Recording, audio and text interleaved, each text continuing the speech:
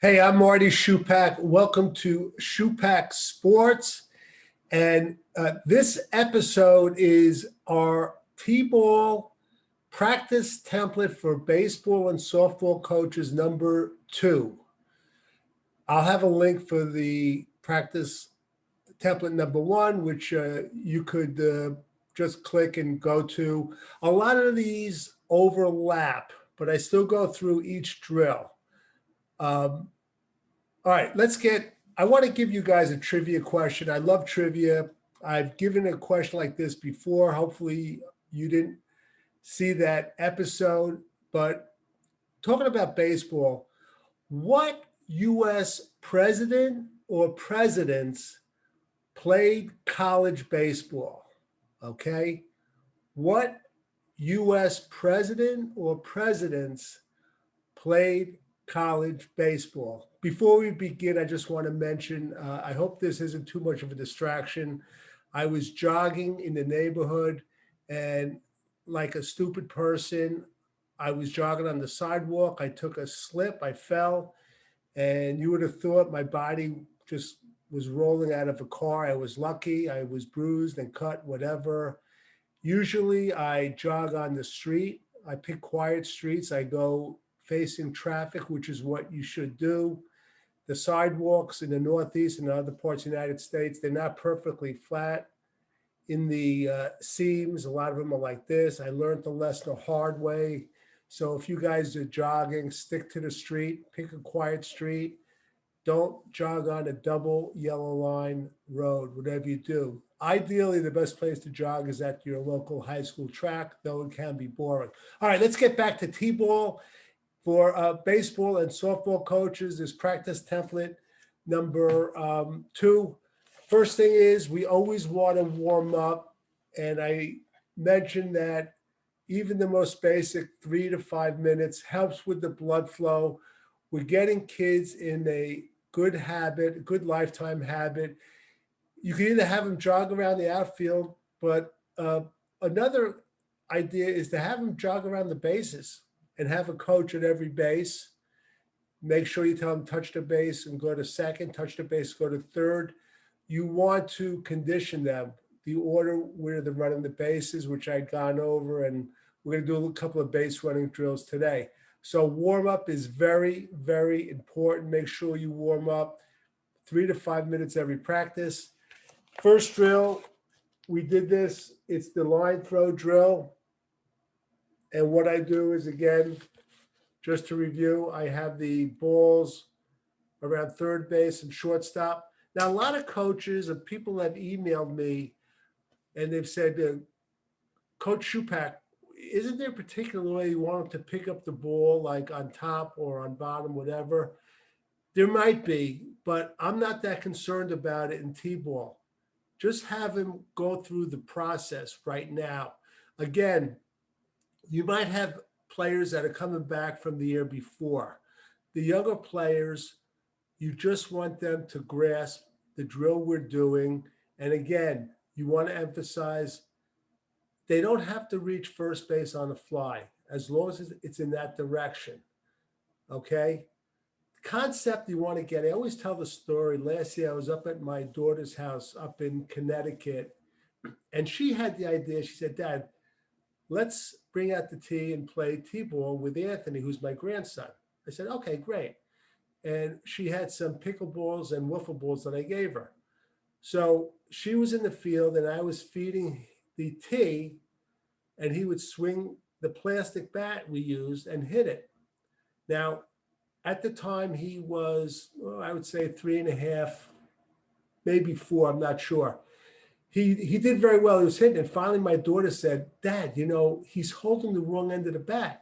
He was holding the sweet spot and swinging with the handle. I said, Lisa, at this point, he's doing fine.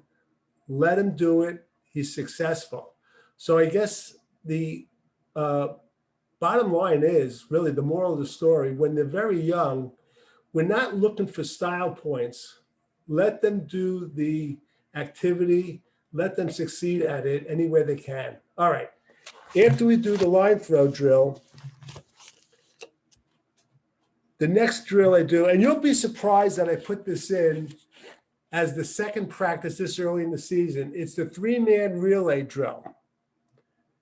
This is showing 2 lines, and there's a reason why I do it this early. Just let's go over what the drill is.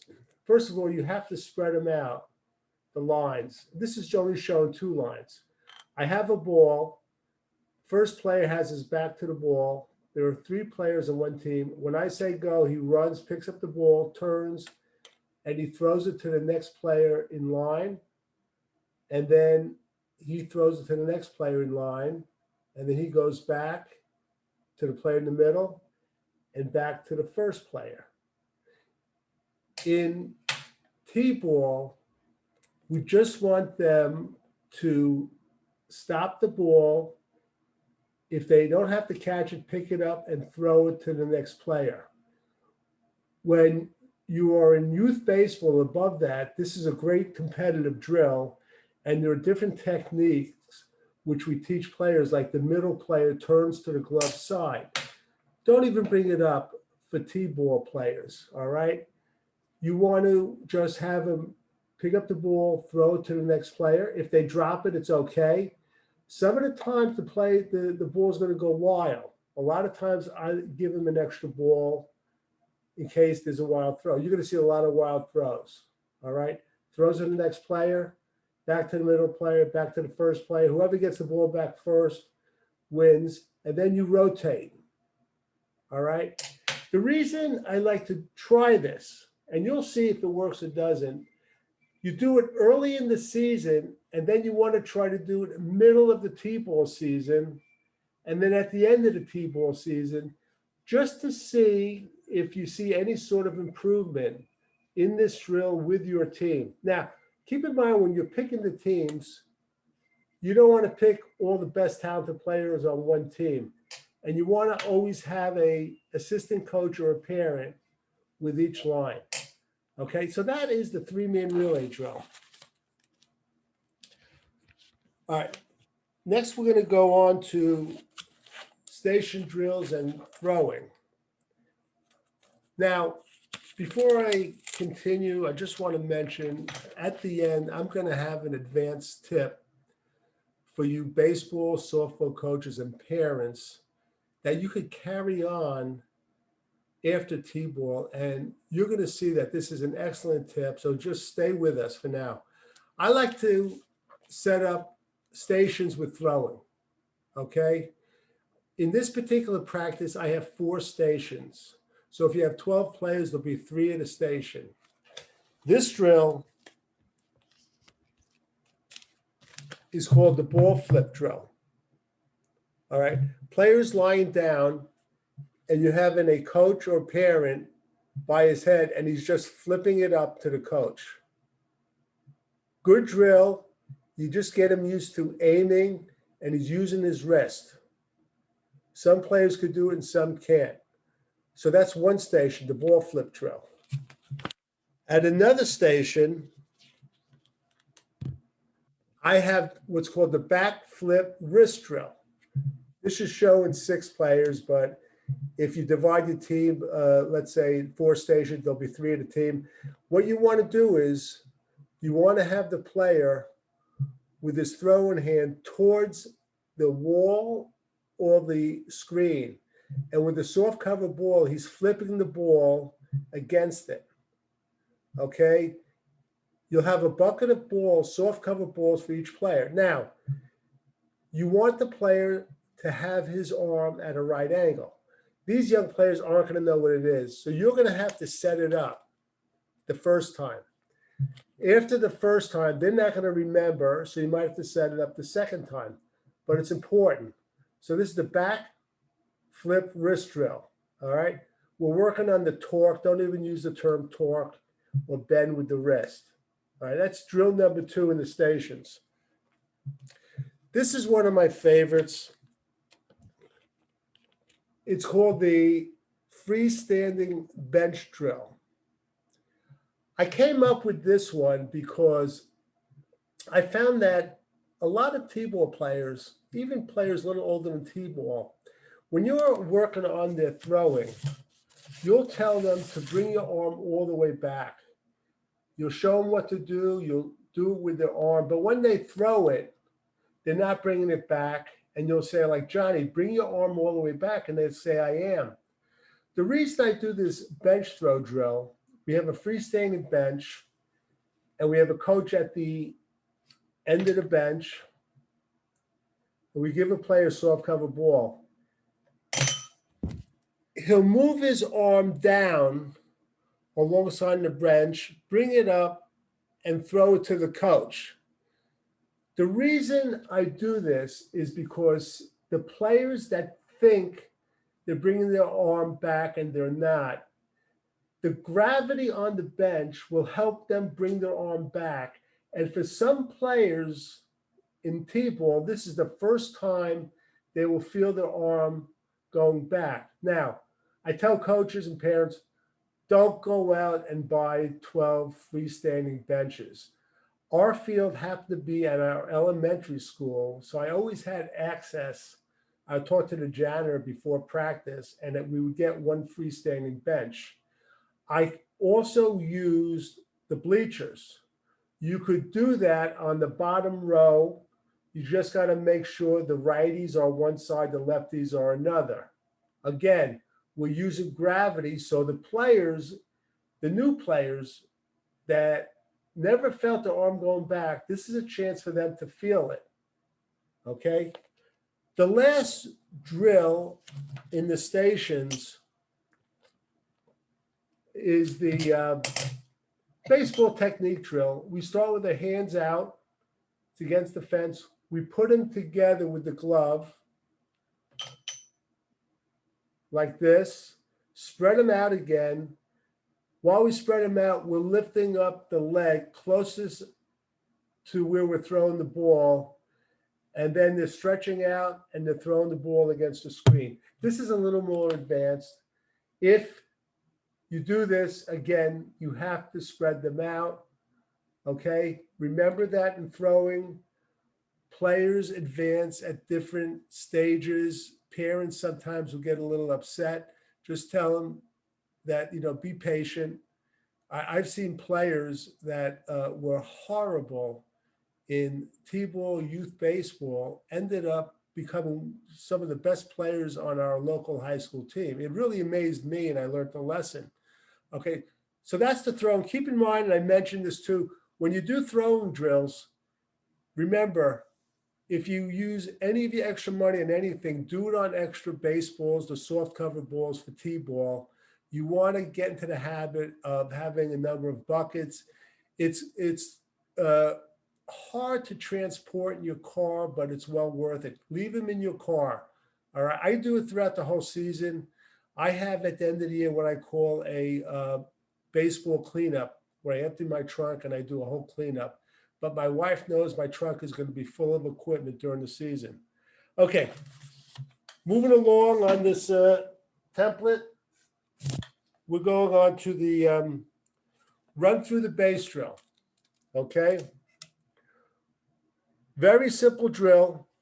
You'll see that players, once you teach them the concept of running the bases, sometimes they think when they run to first base, there's like a wall there. They'll slow up and stop as soon as they get to the base. In this drill, all we're doing is we're putting a cone past the base, line the players up at home, having them run to first base, touch it, go past the cone, go out of bounds, go to the end of the line. Simple drill, very effective. We're getting them into the good habit of running through the base. First base, as you know, we could overrun the base. All right, running through the base drill. I'm a big proponent of base running. Okay, moving along. The next drill. This is interesting. When you're teaching base running, the younger kids, one of the hardest things to do is to teach them what a force play is. So if you have a player at first base, and if you look here, these bases are colored, as I mentioned in a previous template. I like to color my throw down bases red, white, and blue, or leave the white one open, because some kids, younger kids, know the color of the flag and they understand that concept before they understand running to first, second, or third. But anyway, it's the hardest thing in the world when you tell a player when you're at first base and the ball is hit on the ground, you're forced at second. If you use the term pushed or pushing, they will grasp that concept better. So you put a player at first base and you tell them you're being pushed to second on a ground ball. You could also try putting a player at second base, having a player hit the ball or throw it on the ground, tell them, remember, you're not being pushed, because if he's on second, there's no player behind you. Good concept.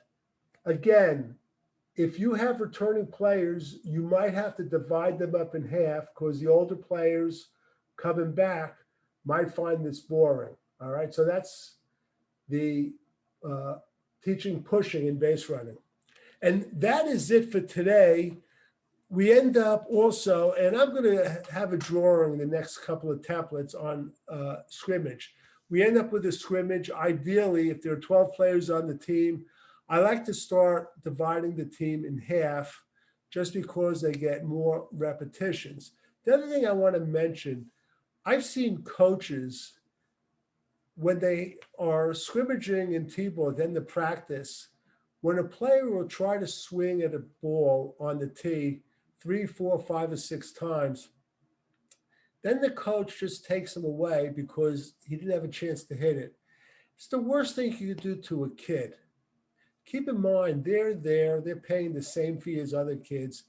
Please carry a few extra bigger balls. If a player misses a regular sized ball a couple of times, put a bigger ball on there. We want them to experience success. All right. The older kids, the more experienced kids, they'll understand it. I talk about in a number of my books, kids that have a hard time hitting the ball off the tee.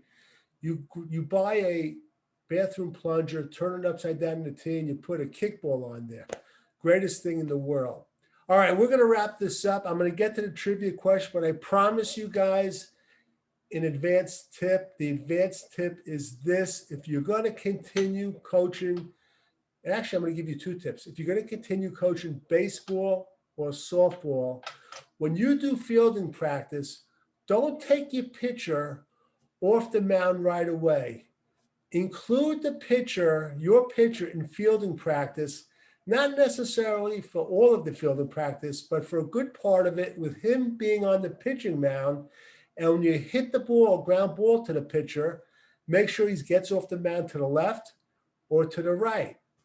A lot of coaches really overlook having pitchers practice fielding. And I'll give you a case in point. I think it was the 2006 World Series. The Cardinals beat the Detroit Tigers in 5 games. But if I think it was 5 games, but if you look at that series, the Detroit Tiger pitchers, they made 5 errors in 5 games. Besides that, a couple of times they didn't know where to throw the ball. It came out that afterwards they didn't practice a lot of fielding drills.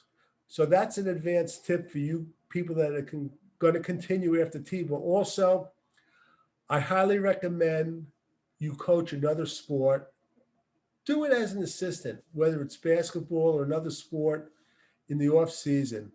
It's a great way to learn about athletes in your community that you might want on your team.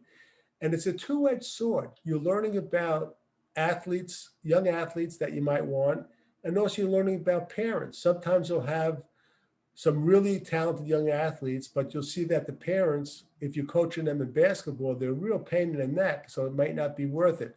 So coach a second sport. All right, let's get back to the trivia question. It was, what U.S. presidents played college baseball? The answer is this. There are a couple. George Bush the Elder, and you may have known this, was the captain at Yale University. He was a very good first baseman, actually helped lead them to the World Series in 1947 and 1948. His son, uh, George Bush the Jr. actually ended up becoming a part owner of the Texas Rangers. So George Bush the Elder is one. Woodrow Wilson went to Davidson University.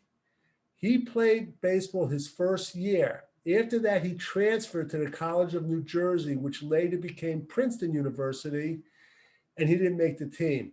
Those are the only two players, presidents that I found that played college baseball. Interestingly, Woodrow Wilson was the first president to throw out an opening day ball.